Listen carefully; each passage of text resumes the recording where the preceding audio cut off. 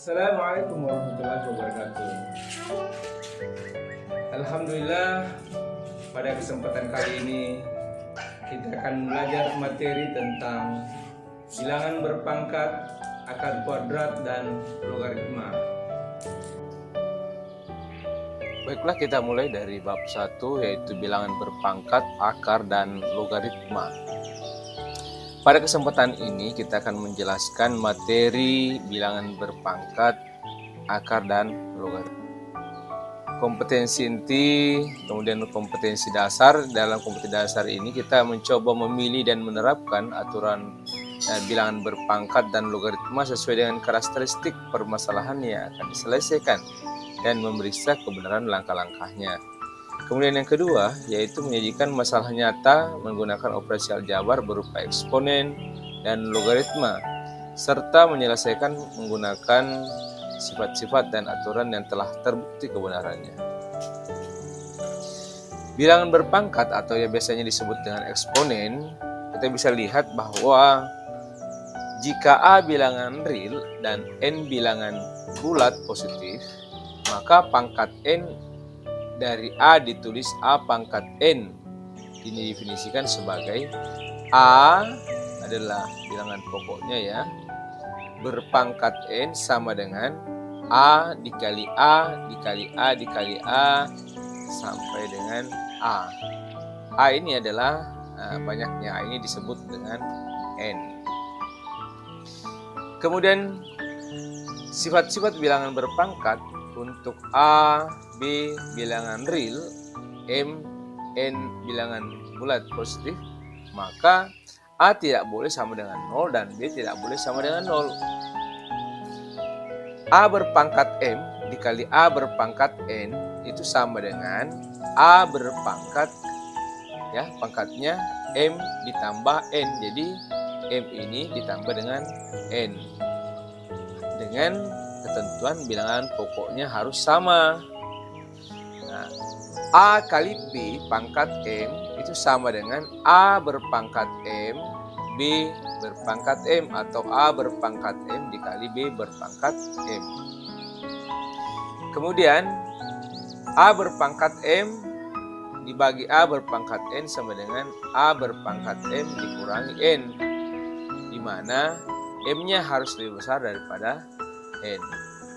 Kemudian A per B pangkat M, jadi A per B-nya kita kurung, sama dengan A berpangkat M dibagi B berpangkat M.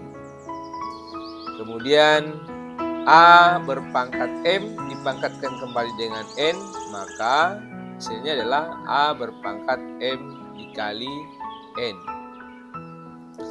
A berpangkat M dibagi dengan N itu sama dengan akar pangkat N dari A pangkat M. Nah, ini dia. Jadi M-nya akan menjadi pangkat dari bilangan pokoknya, kemudian per N-nya ini akan menjadi akar pangkat, di mana N harus sama dengan atau lebih besar daripada 2. Kemudian A pangkat min M, sebenarnya ini bisa kita jabarkan dari sifat yang ini, atau kita buat sifat sendiri. A pangkat min M sama dengan 1/, A pangkat M. Begitupun juga dengan ini. Kalau misalnya di sini A pangkat N per A pangkat N, maka hasilnya kan A pangkat N kurang N, berarti A pangkat 0. Jadi A pangkat 0 sama dengan 1. Kemudian untuk bentuk akar, definisi bentuk akar, yaitu bentuk akar adalah akar dari suatu bilangan yang nilainya memuat tidak berhingga, banyaknya angka di belakang koma, dan tidak berulang. Kemudian menyederhanakan bentuk akar, mengubah bilangan di dalam akar menjadi 2 bilangan, di mana bilangan yang satu dapat diakarkan, sedang bilangan yang lain tidak dapat diakarkan. Kita lihat operasi pada bentuk akar, yaitu pertama, penjumlahan dan pengurangan. Bentuk akar dapat dijumlahkan atau dikurangkan jika bentuk akarnya sejenis. Maksudnya begini, Kalau di sini akar C, ya, maka di sini juga harus akar C. Gak boleh, misalnya di sini B, di sini C. Ini yang dimaksud dengan sejenis. Begitupun juga dengan pengurangan.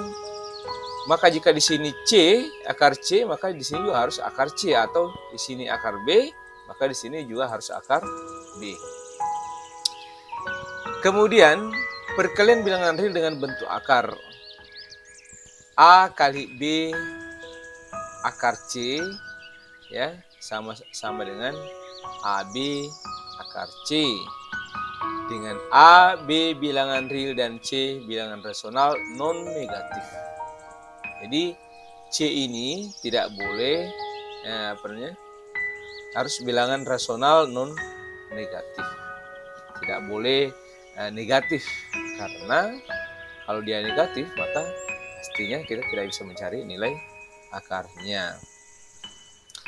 Kemudian yang berikutnya adalah perkalian bentuk akar dengan bentuk akar. Akar A dikali akar B, artinya walaupun akarnya tidak sejenis, maka itu bisa dikalikan. Akar A dikali akar B sama dengan akar A kali B.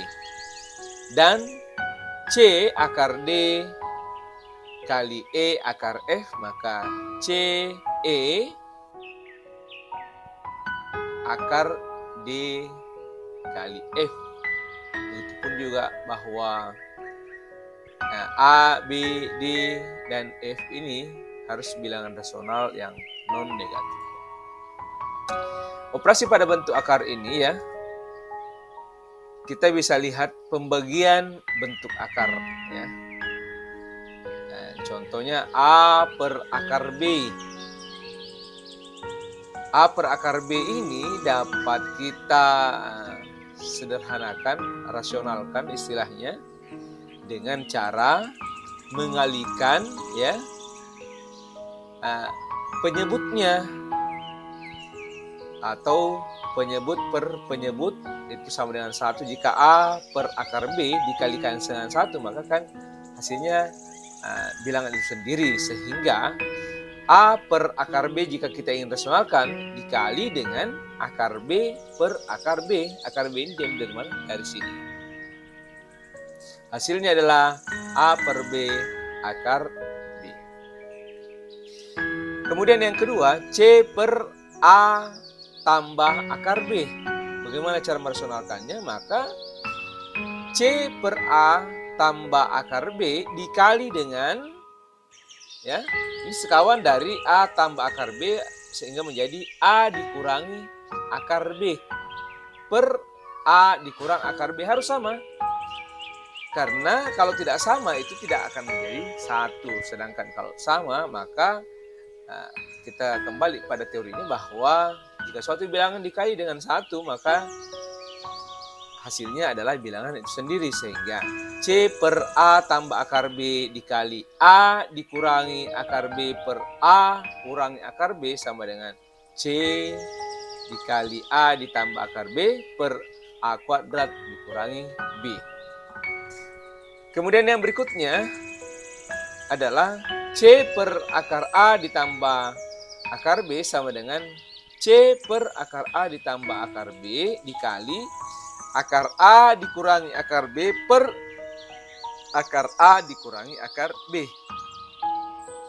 Hasilnya adalah C dikali akar A dikurangi akar B per A dikurangi B.